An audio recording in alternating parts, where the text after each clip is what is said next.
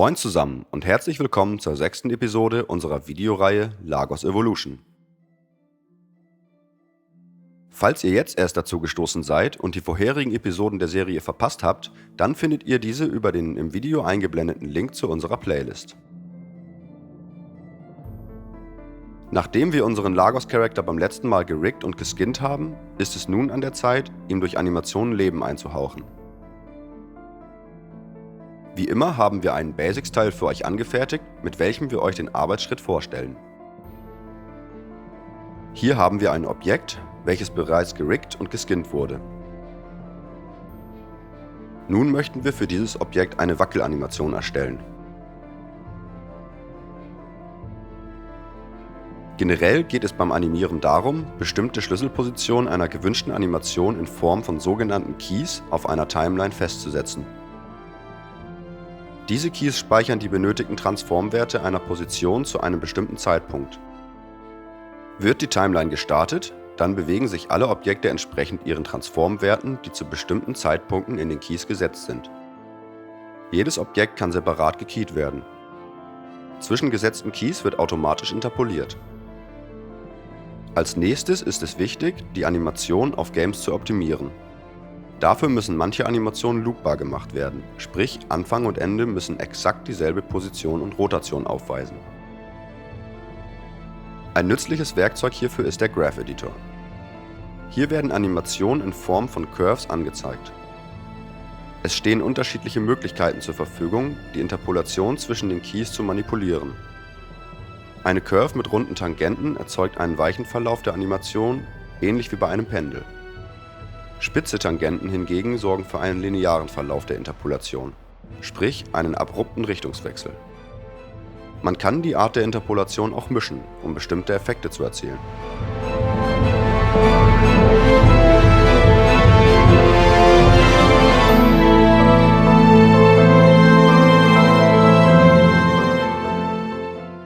An dieser Stelle verschieben wir absichtlich den letzten Key der Animation, sodass dieser nicht mehr mit der Position des ersten Keys übereinstimmt.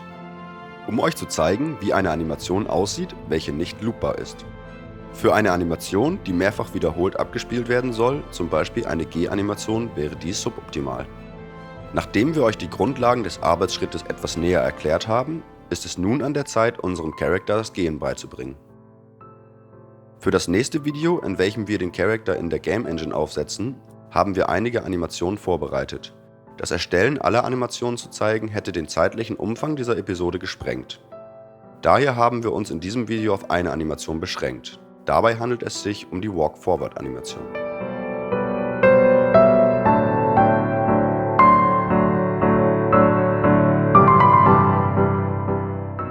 Wie auch beim Modellieren ist es ratsam, auch beim Animieren auf Referenzen zurückzugreifen und diese gegebenenfalls in den Hintergrund zu legen.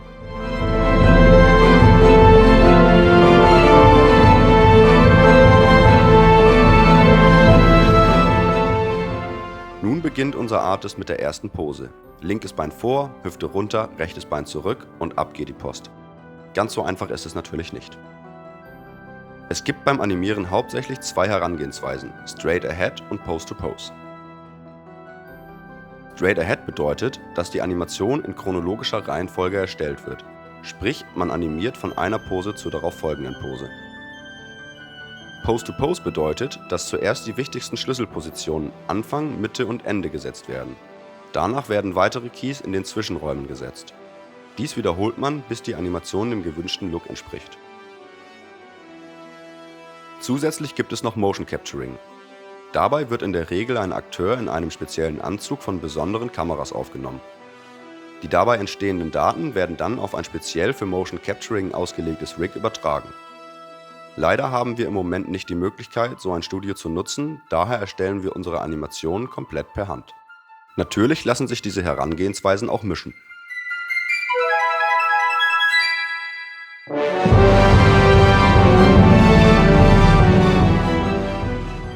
Wie ihr sehen könnt, bevorzugt unser Artist Pose to Pose. Jeder, der sich für Animation interessiert, sollte sich einmal die Principles of Animation von Walt Disney anschauen. Dabei handelt es sich um eine Art Richtlinie, die dabei helfen soll, natürlich wirkende Animationen zu erstellen. Animationen können das spätere Gameplay stark beeinflussen. Soll in einem Spiel eine bestimmte Aktion sofort nach der Aktivierung erfolgen, so muss der Animator auf eine lange und aufwendige Animation verzichten. Ein Sprung ist dabei ein gutes Beispiel.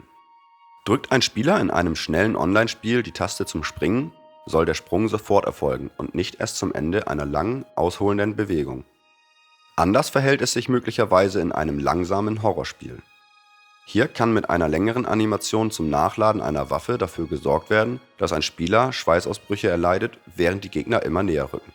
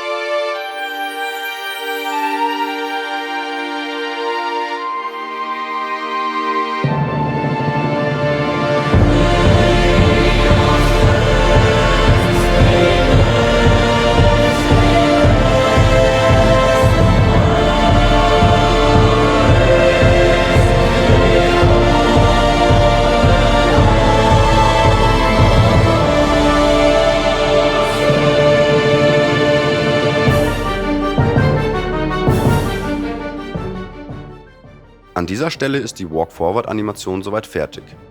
Doch kann diese so nicht einfach in die Game Engine importiert werden, da wir in die Engine nur Mesh und Joints mitnehmen können. Um dies zu ermöglichen, müssen die gekeyten Transformwerte der Controller auf die jeweiligen Joints gebaked werden. Danach muss alles, was kein Mesh und kein Joint ist, rausgelöscht werden. Denn die Engine verlangt eine klare Joint-Hierarchie. Gerade bei diesem Schritt ist es wichtig, dass alles in der Szene eine eindeutige Benennung hat, denn dies vereinfacht diesen Schritt ungemein. Zum Abschluss zeigen wir euch die Animation noch in Realtime, sodass ihr einen ersten Eindruck davon bekommen könnt, wie sich unser Lagos in der Engine vorwärts bewegen wird. Wir hoffen, euch hat unsere 6. Episode gefallen und dass ihr auch bei unserem nächsten Teil vorbeischaut. Dort werden wir uns in der Game Engine Unreal 4 von Epic bewegen und unseren spielbaren Lagos-Charakter aufsetzen. Vielen Dank fürs Zuschauen, vergesst nicht zu subscriben und wenn ihr mehr über Synth Idea Games erfahren wollt, schaut doch auch auf unseren Social Media Sites vorbei, die Links findet ihr in der Beschreibung.